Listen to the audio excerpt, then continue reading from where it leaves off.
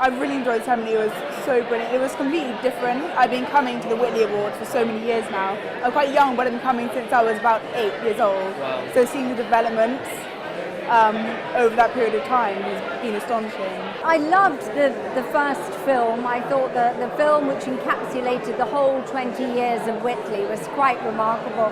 And I loved the contribution of David Attenborough sharing with us all of that journey, much of which he's made with us.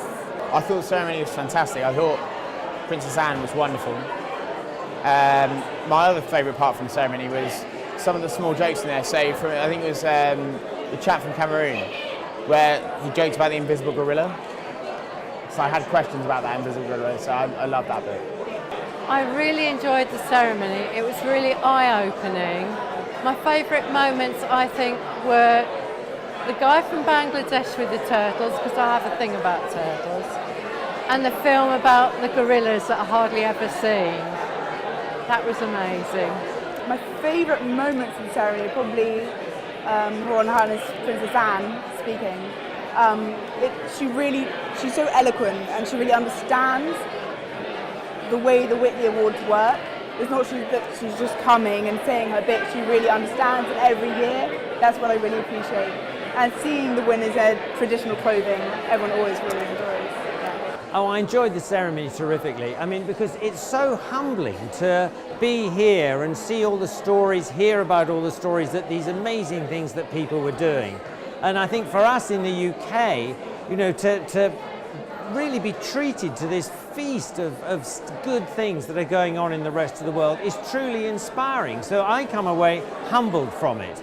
I also come away thinking, why do we wear these boring grey suits? And I really enjoyed the moment tonight when Kate Humble said to the Kenyan, you know, you would win the best dressed award. There he is in his Maasai outfit. You know, that was pretty fantastic too. You actually see the people on the ground, and these people are really brave to do what they're doing compared to, I mean, it's really easy for us to sort of think that it's easy to make these steps and just to sort of like go to the government and make these changes. But for example, the guy in Turkey, where he created the first wildlife corridor, I just think that's so brave, and to step up and do that, I think it's brilliant. The Whitley Fund for Nature opened my eyes to the need for conservation. My interest and my background comes more from community. The Whitley Fund for Nature see the community at the heart of the solution, and the leaders that they, in particular the leaders that they select, are rooted in the community. I love the way an alumni has been built now, an alumni across the world that can strengthen all our capacity to make significant impact on conservation. I think Whitley does an incredible thing because, unlike other conservation organisations, it really supports individuals, leaders who are out there making a difference. A lot of conservation organisations will support projects, will support activities in certain areas, and that's fine, but it's people who really make a difference. And Whitley's, by giving these awards to these individuals who are doing such terrific things, has managed to sort of get going this global network of about 150 now, leaders who are doing incredible things in different parts of the world. And it's people who make a difference. So I think if we, as Whitley, can support people, that's just really a good thing to do. Well, my parents have been coming for a long time, and I want to study zoology, so this is sort of the perfect thing for me. I've always found it fascinating, and the concept of them working at the grassroots, working with the locals, I've always found really interesting. So conservation, I've always had a passion for it. So this is an amazing platform for those conservationists who work in really tiny areas of the world, and it's really special. Because I like to think that I'm doing good, that I'm stopping species from becoming extinct. I think there's a lot we've still got to learn about the natural world and how it can help us with medicines and things like that. And really, do we want to lose any species on this planet? I don't think we do.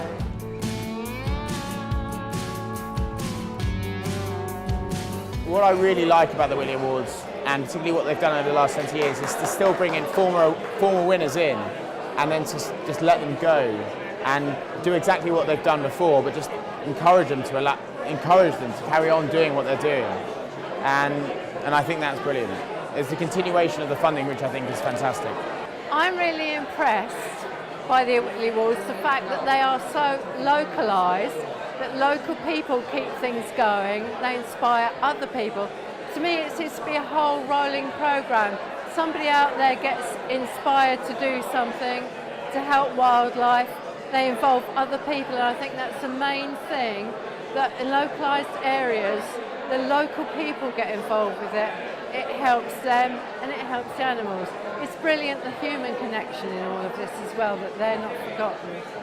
The man who came back and won the Gold Award this year, I was talking to him, and after he won his award several years ago, well, he got his call from the Turkish president, and he wanted to change a road across a lake into a wildlife sanctuary for birds. And he made the call to the government on the Saturday, and on the Monday he had the bulldozers there breaking down the road, making it into this amazing wildlife sanctuary, and he's made such a difference. And seeing them come back and tell us about the achievements they made because of the Whitleys has been extraordinary and really eye-opening. Well, I think that in the conservation world, we're losing the battle. There are just too many people on the planet, the environment is facing too many problems, and we're losing. But what Whitley shows us is that by backing individuals, they can actually make a difference. And so even though we are losing the battle generally, we are winning some wars here and there. And what we hope is that if enough people are doing what the Whitley winners are doing, then eventually we can start turning the tide, and instead of just winning a few battles, we can actually start winning the war. Now, it's going to be really difficult, but by supporting these individuals, it can actually happen.